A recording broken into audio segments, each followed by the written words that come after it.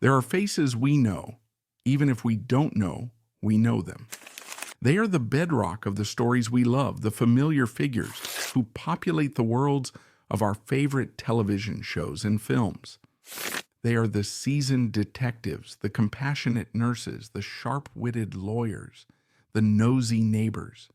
They bring a lived-in authenticity to the screen, a sense of reality that makes the fictional worlds feel whole. We see them, we recognize them, and we appreciate their craft, often without ever learning their names. They are the unsung heroes of the acting world, the character actors. Today we're going to pull back the curtain on one such life, a life of quiet dedication, of dreams pursued under the bright, often unforgiving lights of New York City. We're going to talk about a woman whose face you've likely seen, whose talent graced some of the most iconic shows of the last 2 decades. But behind the professional polish and the diverse roles was a private story of profound depth, of silent struggles, and of a fragile beauty that was ultimately and heartbreakingly broken. This is the story of Lisa Masters, a story not just of a career but of the complex, often hidden human experience that pulsed beneath it. To truly understand the journey of Lisa Masters, we must first transport ourselves back in time to the America that shaped her. Born in 1964 in Omaha, Nebraska, Lisa was a child of the mid-century, growing up as the cultural earthquakes of the 1960s gave way to the introspective and often cynical 1970s. Her formative years were spent not in the windswept plains of her birthplace, but in the lush, rolling hills of Asheville, North Carolina. This contrast is itself telling. Asheville, nestled in the Blue Ridge Mountains, has long been a haven for artists, writers, and free thinkers, a pocket of bohemian culture in the heart of the American South. Growing up in such an environment in the 70s and early 80s would have exposed a young, impressionable mind to a world where creativity was valued, where the path less traveled was not just an option, but an aspiration. This was an era before the internet, before social media flattened the world into a single accessible feed. Dreams were cultivated through magazines, through late-night movies on television, through the stories one heard of those who left their small towns for the glittering promise of the big city. The path to a creative life felt both more mysterious and more monumental. It required a leap of faith, a tangible act of pulling up roots and venturing into the unknown. For Lisa, however, the initial path she chose was not one of performance, but of observation. She attended Appalachian State University and majored in journalism, a field that speaks to a keen intellect and a desire to understand and articulate the world. She became a news reporter, a storyteller of a different kind. It requires a specific kind of courage, the ability to approach strangers, to ask difficult questions, to synthesize complex information under pressure, and to present a coherent narrative to the public. It's a career built on objectivity and a certain professional distance. Yet, at its core, it is about connecting with human stories. This early chapter of her life is a crucial, often overlooked piece of her puzzle. It suggests a woman who was not merely chasing fame, but who was deeply interested in the fabric of human experience. This foundation in journalism, in seeking truth and crafting stories from reality, would later inform the very authenticity she brought to her fictional characters. But the pull of a different kind of storytelling, a more personal and embodied form, was growing stronger. The objective lens of the reporter would soon be exchanged for the subjective, vulnerable heart of the performer. The decision to leave a stable career in journalism for the precarious, high-stakes world of modeling and acting in New York City is a narrative we think we know. It is the stuff of Hollywood legend, But for the individual living it, it is a terrifying and exhilarating gamble. Sometime in the 1990s, Lisa made that leap. Imagine the New York she would have arrived in. It was a city still pulsating with the raw, creative energy of the 80s, yet also grappling with social and economic challenges.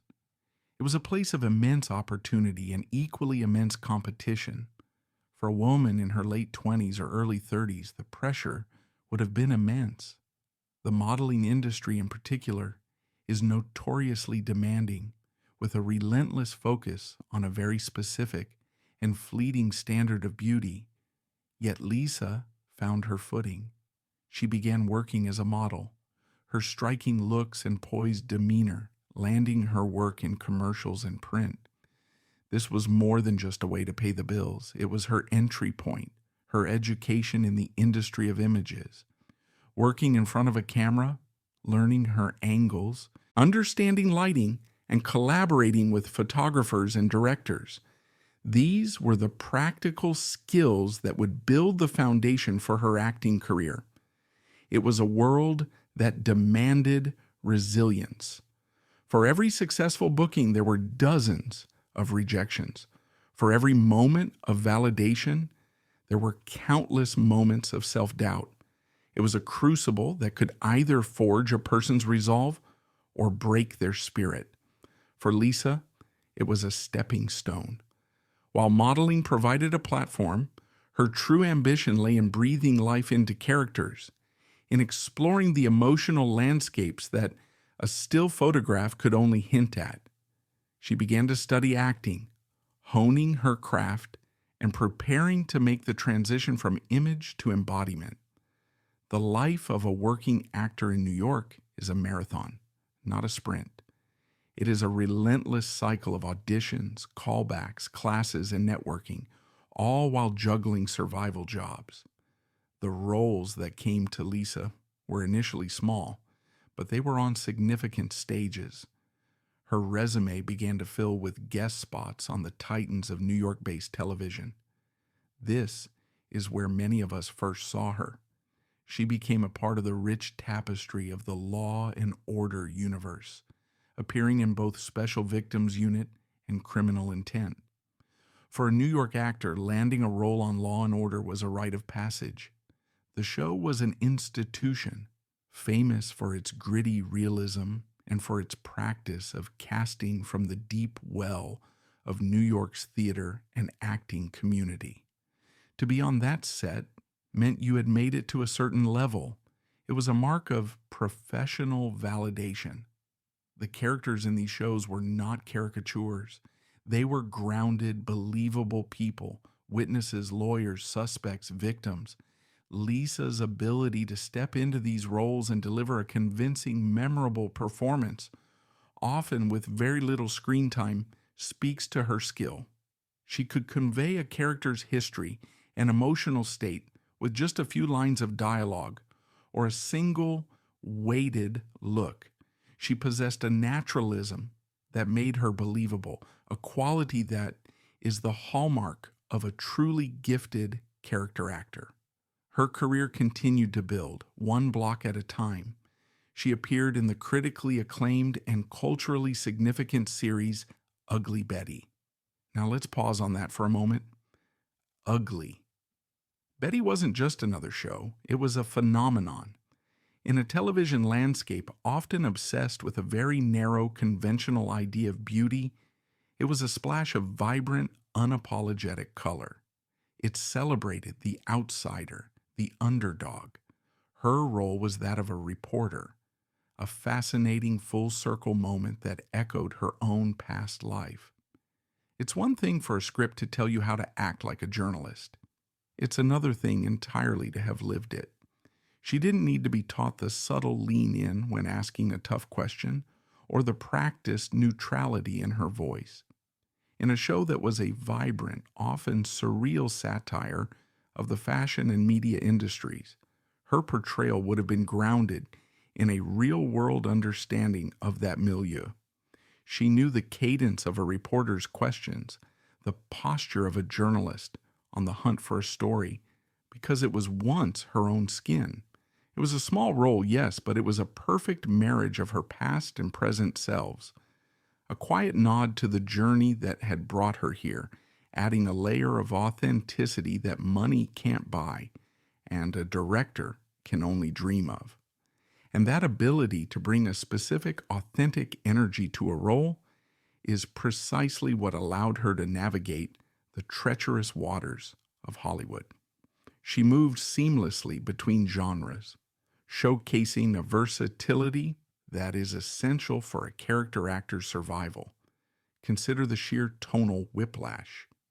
One moment she appeared in the glamorous, high drama world of Gossip Girl, a universe of champagne, secrets, and the simmering resentments of the Manhattan elite, a show that defined a generation of television. It required a certain sophisticated poise. And later, you see her in the brilliantly quirky and optimistic comedy, Unbreakable Kimmy Schmidt. This latter role is particularly noteworthy. Created by Tina Fey and Robert Carlock, the show had a very specific, rapid-fire, comedic rhythm, like a jazz solo played at double speed. To fit into that world, an actor needed impeccable timing and a complete willingness to embrace the absurd. Lisa's presence on the show demonstrated that she could handle both the intense, hushed drama of the Upper East Side and the sophisticated screwball comedy of a Tina Fey production with equal aplomb. This wasn't just about being lucky, it was about being reliable, a professional chameleon. She also had roles in shows like the breezy medical drama Royal Pains, and made a memorable foray into film with a part in the 2004 satirical thriller The Stepford Wives. And what a foray that was. She wasn't just in a movie. She was sharing the screen with a murderer's row of talent, acting alongside A-listers like Nicole Kidman, Matthew Broderick, and the legendary Bette Midler. In a cast like that, it's easy to get lost in the shuffle, but her role served as a crucial piece of the puzzle, a testament to the fact that she could hold her own, delivering a performance that felt right at home amongst Hollywood royalty. It proved she wasn't just a television actor. She was an actor, period, trusted to deliver a solid performance no matter the size of the part or the fame of her co-stars. This list of credits paints a picture of a dedicated, respected, and consistently working actress. From the outside, it was a life of success, a dream realized. She had left her small town, reinvented herself, and carved out a niche in one of the most competitive industries on the planet. She was married to William Brooks, a healing arts practitioner, and by all public accounts lived a life filled with love, creativity, and professional accomplishment. But the public-facing resume, the IMDb page, the fleeting images on our screens, they never tell the whole story. They are the highlight reel, carefully curated and edited for public consumption.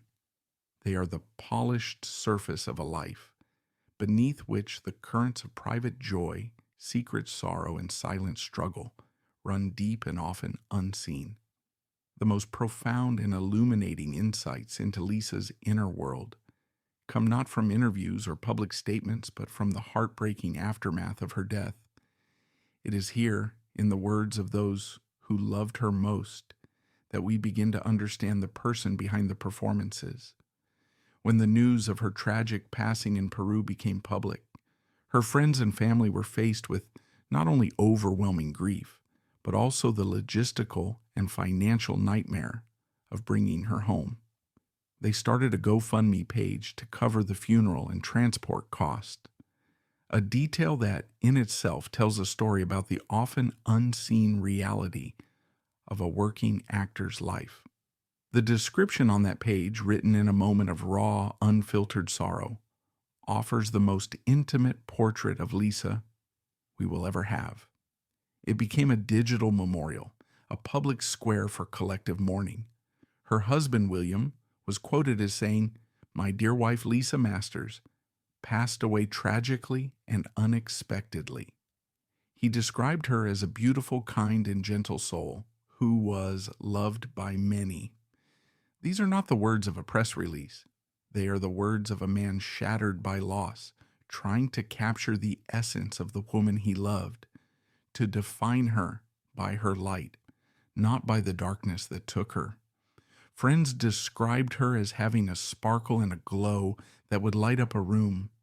They spoke of her generosity, her warmth, and the deep and abiding love she had for her husband and their beloved pet dogs. This is the untold story that often gets lost in the headlines.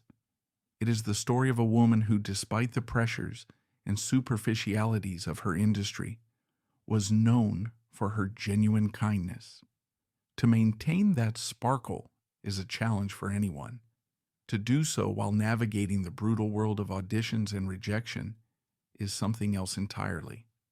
In a world that can often reward narcissism and sharp elbows, Lisa was remembered for her gentleness. This duality is central to understanding her. She possessed the strength and tenacity to build a 2-decade-long career in New York, yet she retained a softness and an open-heartedness that left a lasting impression on everyone she met. We must consider the immense energy this requires. The act of lighting up a room when you feel a darkness inside is in itself a performance, one that receives no awards, no applause, just the quiet exhaustion at the end of the day. But the GoFundMe page and subsequent reports also revealed a hidden battle. It was mentioned that Lisa had been fighting a long and arduous struggle with depression. A friend wrote, "Lisa's genuine warmth, generosity, and tenacious spirit will be dearly missed. We are heartbroken." The use of the word tenacious is powerful. It suggests that her spirit, the very thing people loved about her, was also the spirit that had been fighting a relentless internal war. This wasn't a sudden affliction, but a chronic condition that she had been bravely wrestling with, likely for years, far from the public eye. It's a war fought in silence, behind the smile, after the cameras stop rolling. There are no medals for this kind of bravery, and the stigma that still surrounds mental illness often forces soldiers in this war into isolation. Every role she landed, every friendship she maintained, every time she shared that sparkle and a glow was a victory won against an invisible enemy. The tragedy is that for so many this is a war of attrition, and even the most tenacious spirit can eventually be worn down. This revelation forces us to re-examine everything. It recasts her professional achievements in a new light. Every audition she attended, every line she memorized, every performance she gave was an act of courage, performed while battling an invisible illness that saps motivation, energy, and hope. The resilience required to simply function, let alone to excel in a high-pressure creative field, is almost unimaginable. The entertainment industry is notoriously difficult for one's mental health. It is a life of constant uncertainty, financial instability, and intense scrutiny. The rejection is personal, and the pressure to maintain a certain physical appearance, especially for women as they age, is relentless. For someone already predisposed to depression, this environment could be a crucible of suffering. The debate surrounding Lisa Masters' life and death is not one of public scandal or controversy in the traditional sense. Instead, it is a more profound and unsettling one that implicates us all. It is about the pervasive stigma surrounding mental illness and our collective failure to see the signs of suffering in those around us, even those who live their lives in the public sphere. Her death forces a difficult conversation. How can someone who appeared so accomplished, so put together, be in such immense pain? This question reveals a fundamental misunderstanding of depression. It is not a mood. It is a disease. It is a neurological condition that can be as debilitating and as fatal as cancer or heart disease. It does not discriminate based on talent, beauty, or success. Lisa's story is a stark and tragic testament to this fact. The controversy of us, or if we can call it that, lies in the systems that failed her and so many others. The entertainment industry, for all its progressive posturing, often lacks the support structures to care for the mental well-being of its artists. Performers are often freelance or gig workers without the safety net of corporate health care, paid sick leave, or mental health resources. The pressure is always to be on, to be professional, to hide any perceived weakness. Admitting to a struggle with depression could be seen as a career risk, branding an actor as difficult or unreliable. Furthermore, her story touches upon the specific, often cruel pressures placed upon women in Hollywood.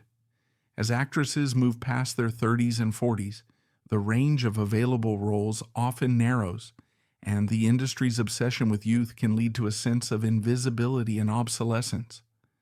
While Lisa continued to work steadily, it is impossible to ignore the systemic ageism and sexism that would have been a constant backdrop to her career. We cannot know for certain how much these external pressures contributed to her internal state, but to ignore them would be to ignore a crucial part of the context in which she lived and worked. Her death also opened a debate about how we report on suicide. The initial news reports were stark, focusing on the details of her death in a hotel room in Lima, Peru. While factually accurate, this kind of reporting can sometimes overshadow the life that was lived and the disease that was the true cause of death. The more nuanced conversation that followed, spurred by the loving tributes from her friends and family, helped to shift the focus. It became a story not just about a tragic end, but about a valiant, long-fought battle with a devastating illness. It became a catalyst for conversations about depression, about the need for compassion, and about looking out for one another. The historical significance of Lisa Masters' story is not found in awards won or box office records broken. Its power lies in its quiet, profound humanity. She represents a vital, yet often overlooked part of the creative ecosystem. Her legacy is a testament to the dedication and artistry of the character actor. Without actors like Lisa, the television shows and films we love would be hollow. They are the ones who build the world, who make it feel real, who provide the crucial supporting architecture upon which the stars can shine. Her body of work is a permanent record of that dedication, a mosaic of moments, characters, and stories that contributed to the cultural landscape. But her more urgent and perhaps more important legacy is a human one. Her story serves as a powerful and heartbreaking cautionary tale about the importance of mental health awareness. In the years since her death in 2016, the public conversation around mental illness has grown louder and more open, in part because of tragic stories like hers. She has, in death, become an unwilling but powerful advocate for a cause that was the source of her private suffering. Her story compels us to look beyond the curated images of success that we see on our screens and in social media feeds, and to remember the complex, often fragile, human beings behind them. What can we learn from her life? We can learn about the quiet dignity of pursuing a passion against incredible odds. We can learn about the tenacity required to build a life in the arts. And we must learn that depression is a relentless thief that can steal even the brightest lights from our world. Her story is a call to action, to destigmatize mental illness, to build stronger support systems in our communities and industries, and to practice a more radical empathy in our daily lives. It is a reminder to check in on our friends, especially those who seem the strongest, and to create a world where it is safe to admit that you are not okay. Lisa Masters still matters because her story is, in many ways, a universal one. It is the story of the public face we present to the world versus the private battles we fight in silence. It is the story of dreams pursued and the incredible cost that can sometimes accompany them. It is the story of a beautiful, gentle soul who brought characters to life for our entertainment, all while grappling with a pain that we never saw. In the end, how should we remember Lisa Masters? We should remember her work. We should go back and watch her scenes and appreciate the skill, the subtlety, and the truth she brought to each and every role. We should see the determined journalist in Ugly Betty, the concerned citizen in Law and Order, and the versatile performer in Unbreakable Kimmy Schmidt. We should honor her as a dedicated craftswoman who made our stories richer. But more than that, we should remember the woman her loved ones described, a woman of warmth, kindness, and a tenacious spirit, a woman who loved deeply and was deeply loved in return. Her life was not simply defined by its tragic end, but by the decades of creativity, love, and quiet courage that preceded it. Her story is not a simple cautionary tale. It is a complex human drama filled with light and shadow. And by taking the time to understand it, by allowing ourselves to feel the weight of her loss, we pay the most meaningful tribute of all. We affirm that her life in all its complexity had immense value, and that she, the woman behind the familiar face, will not be forgotten.